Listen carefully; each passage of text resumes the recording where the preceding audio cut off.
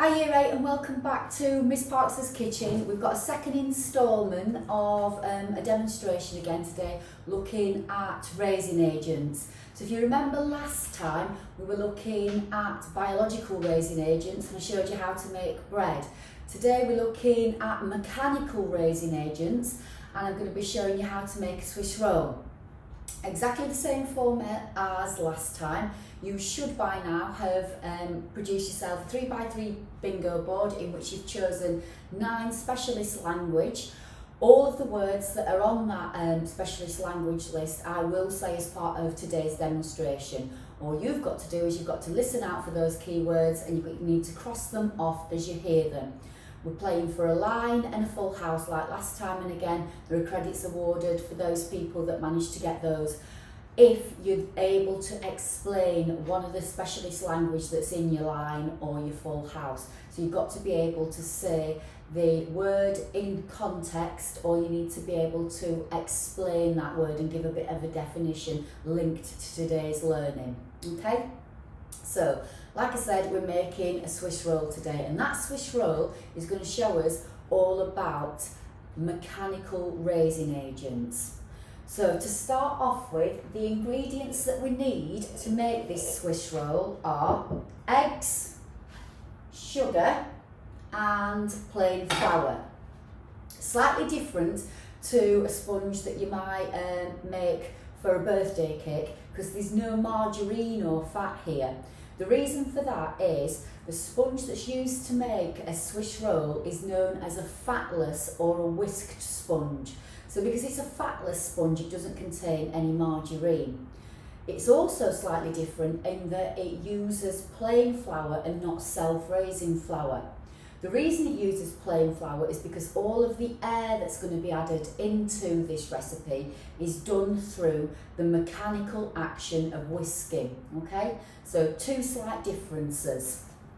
Because the recipe doesn't contain any fat, the first thing that we've got to do is a little bit of preparation to make sure that the sponge doesn't stick to the tray when we're trying to take it out.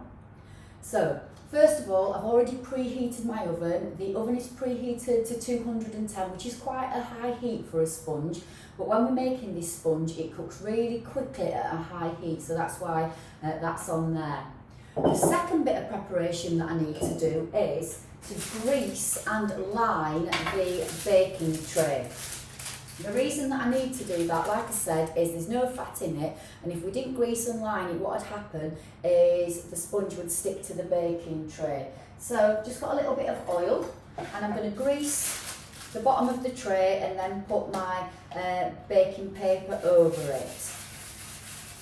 By putting the baking paper over it, what I'm also doing is making it a little bit easier for me to be able to lift it out of the tray a little bit later on. Okay, so I've lined that, greased it, and then I'm just going to press it down in preparation for a little bit later on. Alright, so that's that done. Put that to one side. Next job then is going to be to start the process of making the sponge. So the first thing I'm going to do is I'm going to crack 3 eggs into my large bowl.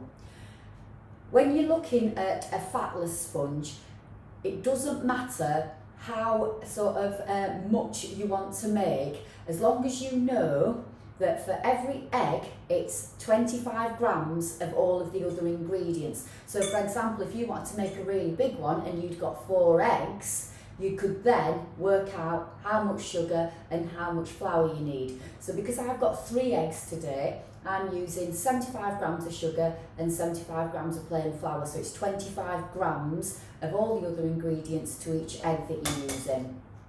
So I'm just going to crack each egg into my large bowl and then just pop the shells over on the side. And then the next ingredient that's going to go in is sugar. Right, so eggs and sugar go in together. The job of the eggs is to stretch and add in air. So they are the ingredient that is the key to this aeration and aerating process that we're going to be looking at as part of today. The sugar, the job of the sugar is to add sweetness or flavour, but also to soften the structure a little bit, okay? So those two go in. It's really important that when you're making a fatless sponge, you don't add anything else at this stage. If you added your flour in at this stage, it would all go wrong and the mixture wouldn't whisk up and it wouldn't work. So the next stage is going to be to whisk this mixture up, to add in air. What I'm not going to be doing is talking when this is whisking, because you're probably not going to be able to hear me. But what I'm going to be looking for is for this mixture to go a lot paler in colour and to increase in volume. And the reason it's going to increase in volume is because of whisking and adding in air. So I'm going to start off by doing a little bit of whisking and then I'll talk to you a little bit more about it. Oops, need to turn it on the wall first.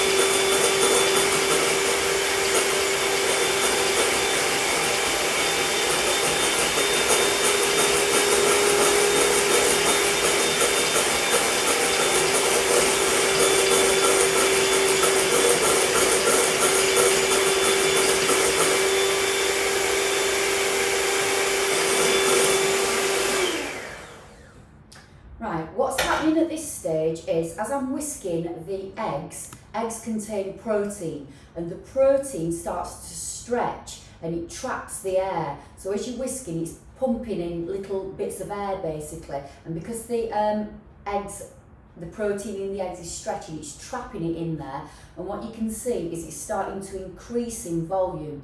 It's also getting paler in colour, and the reason it's getting paler in colour is because as you're adding air into it, the sort of particles of yolk are getting further away, so it doesn't look as sort of bright in colour. This is going to increase further in volume. What you've got to be really careful of is when you're making a whisk sponge is checking that you've got enough air into the mixture so that it holds its shape. And one of the ways that you can do that is by checking to see if it does something called leave a trail. So the way that you check to see if it leaves a trail is you basically put your beaters into the mixture, lift it out and drizzle it over the top.